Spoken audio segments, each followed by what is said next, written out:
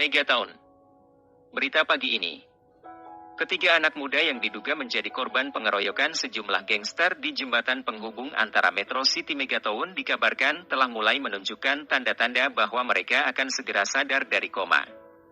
Sampai berita ini disiarkan, pihak rumah sakit telah mengkonfirmasi bahwa salah satu dari pasien tersebut yang bernama Ivan Patrick telah diizinkan untuk pulang pada sore kemarin. Setelah kabar baik ini dirilis oleh pihak rumah sakit, pihak kepolisian pusat Metro City bagian kriminal telah mempersiapkan diri untuk segera melakukan interogasi andai kedua pemuda yang menjadi korban tindakan kriminal ini, yaitu David Regan dan Kevin Leonard benar-benar telah siap untuk dimintai keterangan bagi mengungkap kasus hilangnya seorang pemuda kaya raya pemilik perusahaan Future of Company yang diduga telah menjadi korban dalam peristiwa tersebut. Sekian berita pagi ini dilaporkan dan saat ini pihak wartawan masih menunggu perkembangan dari Rumah Sakit Metro City untuk segera dapat melaporkan berita terbaru kepada pemirsa sekalian. Wassalam. Praang. Tampak sebuah gelas terbang tanpa sayap menghantam tepat di layar televisi tersebut membuat beberapa orang yang berada di ruangan itu terkejut. Robin, kau pikirkan sesuatu. Jika kedua anak itu benar-benar siuman, maka kita berdua akan meringkuk di dalam penjara. Kata Ramendra sambil melotot ke arah Robin. Tenangkan dulu dirimu ayah. Aku sama sekali tidak bisa berpikir jika kau marah-marah seperti ini. Kata Robin.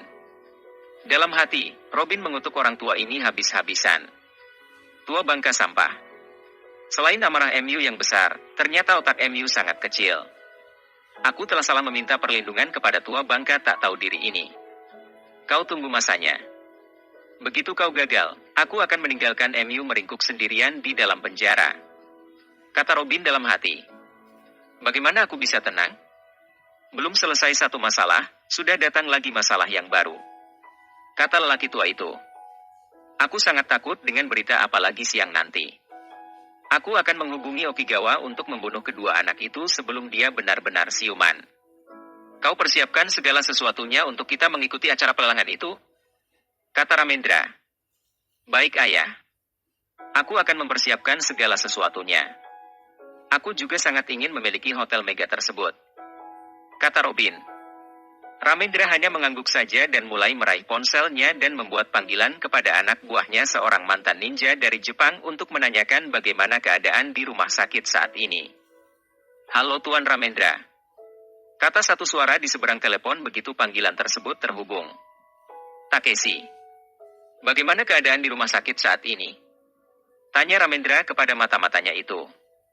Takeshi Okigawa pun segera melaporkan kepada Ramendra bahwa mulai semalam sore orang-orang yang menjaga kedua pasien yang koma itu satu persatu mulai meninggalkan rumah sakit. Bahkan kedua orang tua dari dua pasien tersebut juga telah mengendorkan penjagaannya. Takeshi menduga bahwa ini karena pasien tersebut sudah hampir sembuh menurut apa yang telah dilaporkan oleh dokter kemarin sore sampai pagi ini kepada wartawan. Bagus. Jika penjagaan sudah tidak ketat lagi, kau seharusnya bisa bergerak dengan leluasa bukan? Bunuh kedua pasien itu sebelum dia bernyanyi di depan pihak kepolisian. Aku tidak mau tahu metode apa yang akan kau lakukan. Intinya, bunuh dan mati. Kata Ramendra. Baik Tuan. Akan saya laksanakan. Kata Takeshi Okigawa sebelum mengakhiri panggilan telepon tersebut. Di ruangan pengawas saat ini beberapa orang lelaki muda dan separuh baya berpakaian seperti petugas rumah sakit sepertinya tampak sangat serius memperhatikan ke layar yang tertempel di dekat dinding ruangan tersebut. Mereka ini adalah anggota kepolisian yang dikenal oleh Tuan Syam dan tampak Tuan Syam juga berada di ruangan itu saat ini.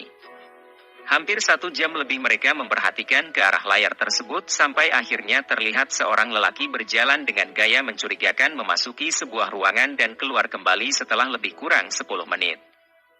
Namun kali ini lelaki itu telah bertukar pakaian seperti layaknya seorang dokter. Komandan, target sudah memasuki perangkap. Terdengar suara pemberitahuan dari Talkie Walkie. Diterima. Persiapkan semua bawahan MU untuk menyergap. Kata sang komandan. Diterima. Siap laksanakan. Kata bawahan tersebut. Bagaimana Tuan Syam? Apakah Tuan ingin terjun langsung meringkus target kita ini? Tanya komandan polisi tersebut. Hahaha. Hanya seekor ikan teri.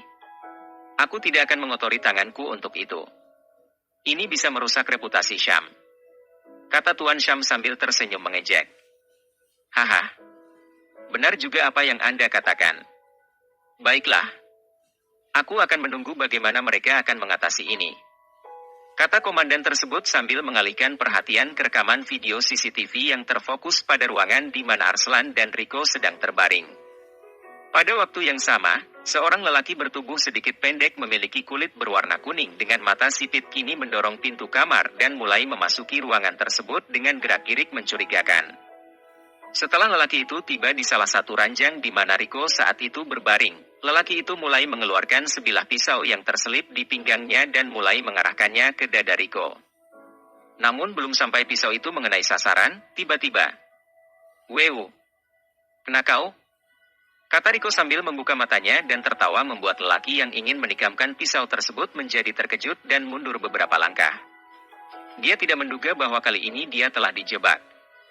Dengan raut wajah terkejut, lelaki itu terus mundur beberapa langkah sampai satu tendangan mendorong punggungnya hingga membuat lelaki itu kembali terdorong ke arah ranjang tempat Riko terbaring. Mungkin karena terlalu terkejut sampai-sampai dia tidak menyadari bahwa dia telah mundur mendekati ranjang tempat Arslan berbaring. Hal ini memudahkan bagi Arslan untuk menjangkau punggung lelaki itu dengan kakinya. Lalu, tendangan itu pun mendarat dengan sangat manis di punggung lelaki itu.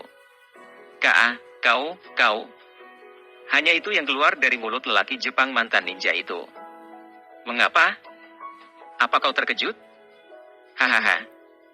Ternyata Tuan MU sangat pikun dan sudah tidak kompeten lagi untuk bersaing dengan anak muda. Kau tahu bahwa berita di media dan penarikan seluruh pengawal yang berjaga di rumah sakit ini hanyalah sebuah jebakan, kata Riko sambil tertawa terbahak-bahak. Kau telah mengecohku. Sebaiknya aku bunuh kau sekarang juga, kata lelaki itu sambil mengarahkan pisau di genggaman tangannya dan bersiap hendak menyerang Riko. Belum lagi lelaki Jepang ini bertindak terlalu jauh, tiba-tiba pintu kamar telah ditendang dari luar.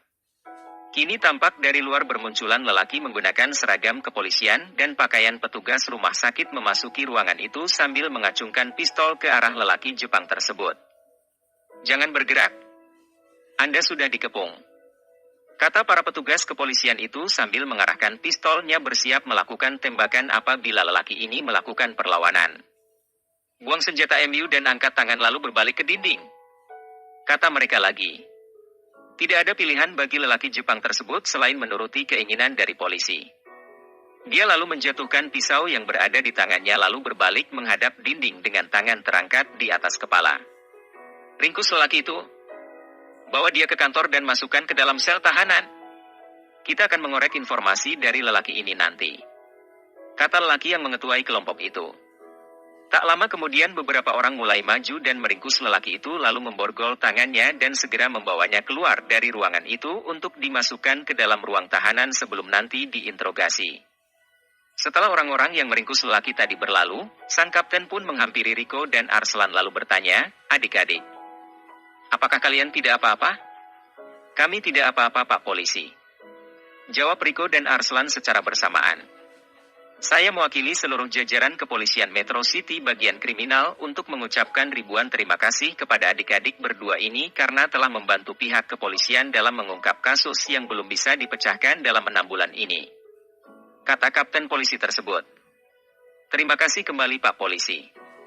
Kami juga berharap agar pihak kepolisian dapat dengan segera mengungkap kasus ini dan mengetahui siapa dalang di balik kejadian yang menimpa sahabat kami 6 bulan yang lalu," kata Riko. Adik-adik dapat tenang dan yakin bahwa pihak kepolisian akan mengusut tuntas kasus ini dan menyeret orang yang bertanggung jawab ke dalam penjara. Polisi ada untuk melindungi dan mengayomi masyarakat. Yang bersalah, pasti akan mendapatkan hukuman yang setimpal menurut undang-undang, kata kapten tersebut. Baiklah adik-adik, jika begitu, kami permisi dulu dan kalian berdua harus lebih berhati-hati lagi. Setelah ini kemungkinan besar akan ada orang-orang yang akan menaruh dendam kepada kalian berdua. Jangan sungkan untuk menghubungi pihak kepolisian jika kalian menghadapi tindak kriminal, dan pihak kami akan segera membantu kalian untuk meringkus penjahat tersebut, kata kapten itu lagi. Riko dan Arslan segera mengangguk lalu menyalami kapten dan beberapa anggota kepolisian lainnya sebelum mereka berpisah. bersambung.